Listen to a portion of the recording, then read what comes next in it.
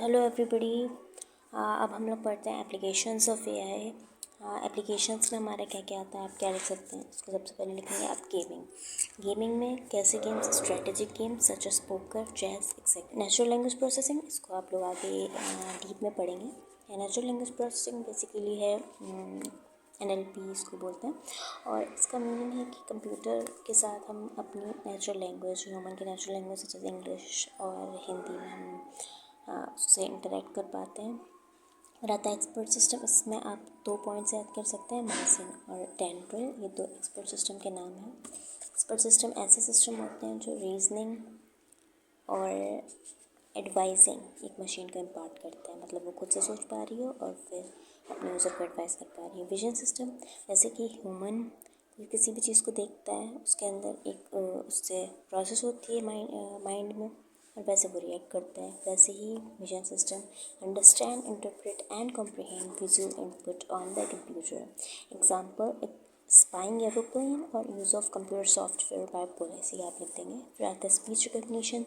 Speech recognition means है कि आप ऑडियो इनपुट को रिटन टेक्स्ट में कन्वर्ट करते हैं, मीन्स मशीन कन्वर्ट करती है।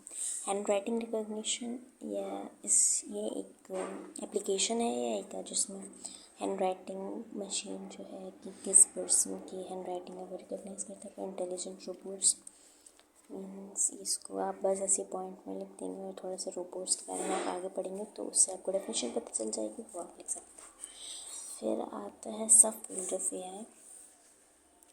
सब फील्ड ऑफ एआई, देखिए एआई जो है वो एक वास्ट फील्ड है जिसके अंदर बहुत सारे टेक्नोलॉजीज आती हैं। जैसे जो हम लोगों को पढ़ना है वो है एआई के अंदर आता है ML मीन्स मशीन लर्निंग, और मशीन लर्निंग का एक स्पेशल टाइप है डीप लर्निंग।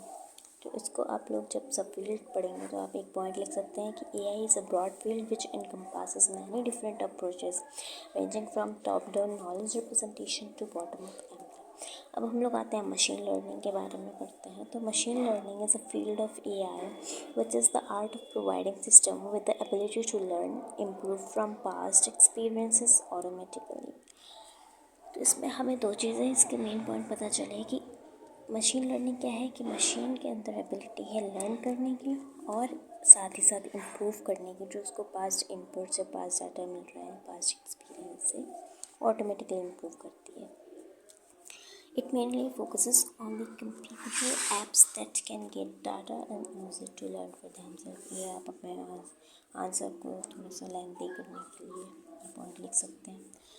फिर इसको हम लोग अगर एनालॉजिकली देखें तो ये क्या है कि जैसे एक पर्सन है वो लाइब्रेरी में बुक्स के थ्रू रीडिंग और लर्निंग करता है, वैसे ही machine learning large amount of data के थ्रू, मतलब इसको पहले हम लोग ट्रेनिंग करवाते हैं एक लार्ज अमाउंट ऑफ डाटा से मशीन को, जिससे वो खुद से लर्न करती हो, और जब हम उसको कोई भी इनपुट देते हैं तो वो अपने पास्ट एक्सपीरियंस में उसको जो पास्ट डाटा दिया था उससे वो हमें राइट आंसर देती है।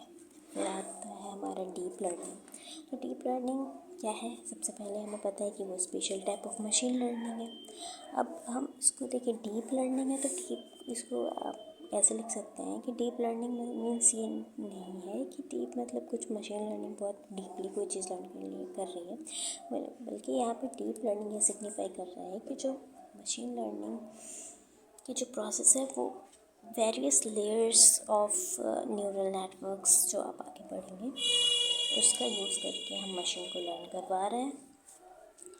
न्यूरल नेटवर्क के बारे में आपको थोड़ा सा बता दे रही हूँ कि जैसे हमारे ह्यूमन ब्रेन में न्यूरॉन्स होते हैं, वैसे ही हमने आर्टिफिशियली न्यूरॉन्स डेवलप करे हैं, जिससे कि जैसा हमारा ह्यूमन ब्रेन फंक्शन करता है वैसे हम मशीन की प्रोसेसिंग करवा सकें। आप लिखेंगे कि it is an important part of GS data science which specialises in statics and predictive modelling. तो इसकी जो स्पेशलाइजेशन है वो किस में है, स्टैटिक्स में और प्रेडिक्टिव मॉडलिंग में। जो हम प्रिडिक्शन करते हैं, जैसे वेदर फोरकास्टिंग होती है या फिर कोई भी रोड एक्सीडेंट हो रहा है तो हम प्रेडिक्ट उससे करते हैं कि नेक्स्ट मंथ कितने एक्सीडेंट्स होंगे, अगर ऐसे ऐसे हमारे पास डाटा है उसका। To assist data scientists to collect and analyze a huge amount of data. ये हमारे डीप लर्निंग में आप इतना लिख देंगे कि एथिकल कंसर्न्स क्या है एआई के। तो सबसे पहला जो एथिकल कंसर्न है वो है कि हाउ टू रिमूव एआई बायस। देखिए, एक अमेज़ॉन का एक रिक्रूटिंग एल्गोरिथम पास्ट में डेवलप किया गया था। तो उसमें जब वो फंक्शन में था तो उसमें क्या ऑब्जर्व किया गया कि ये जो रिक्रूटिंग सॉफ्टवेयर है वो तो मेल्स को ज़्यादा रिक्रूट कर रहा है। अब ऐसा हुआ क्यों? क्योंकि जो उसने डाटा जो वो वर्क किस पे कर रहा है, जो उसको पास डाटा मिला। तो जो पास डाटा था वो कैसा था कि पास्ट में तो वुमेन वर्क करती नहीं थी, मेल्स थे, वो ज़्यादा वर्क एरिया में थे। तो वो बायस हमारे सॉफ्टवेयर में भी आ गया। At the end of the day वो है तो एक मशीन ही ना, तो वो कहीं ना कहीं तो ह्यूमन पे डिपेंड है ही। तो अगर ह्यूमन बायस कर रहा है तो मशीन भी बायस कर रही है, एआई भी बायस कर रही है, तो हम उसको कैसे रिमूव करेंगे? ये हमारा मेन कंसर्न है। लेकिन जो कंसर्न है वो है कि हमें कहाँ तक और कितने राइट्स एआई को प्रोवाइड करने चाहिए। क्योंकि एआई अगर हमने जैसे हमारा जो सोफिया डेवलप हुई थी तो उस पर भी कंट्रोवर्सी रही थी कि इसको सिटीजनशिप मिलनी चाहिए या नहीं मिलनी चाहिए। तो ऐसे ही कि कितना हमें मीन्स हमने उसको एक एज ए ह्यूमन ट्रीट कर लिया ना, जब हम उसको सिटीजनशिप दे रहे हैं। तो वो भी एक कंसर्न है कि हम कितना हम उसको राइट्स प्रोवाइड करें। और वो क्योंकि वो ह्यूमंस की तरह एडवांस हो रहा है ना। फिर थर्ड आता है कि job loss and wealth inequality. तो job loss and wealth inequalities में क्या है कि जैसे जैसे एआई डेवलप होने लगेगी वैसे वैसे वो ह्यूमन को रिप्लेस करती जाएगी और जॉब लॉसेस होने लगेंगे।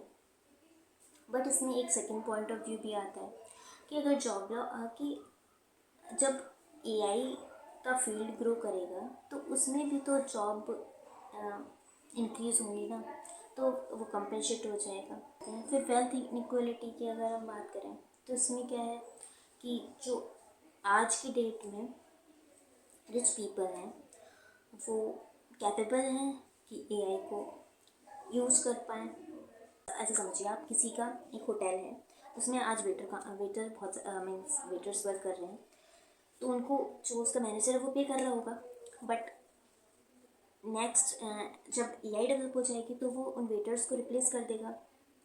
तो इनिशियल कॉस्ट तो उसका ज़्यादा होगा, बट जैसे जैसे वो वर्क करेंगे तो उन्हें हमें कोई पेमेंट तो करना नहीं होगा।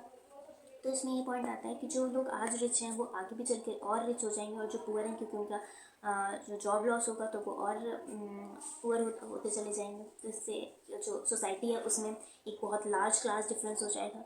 फोर्थ आता है कि एआई एक at the end of the day एक मशीन ही है, तो अगर वो एक मिस्टेक करती है तो हम क्या करेंगे?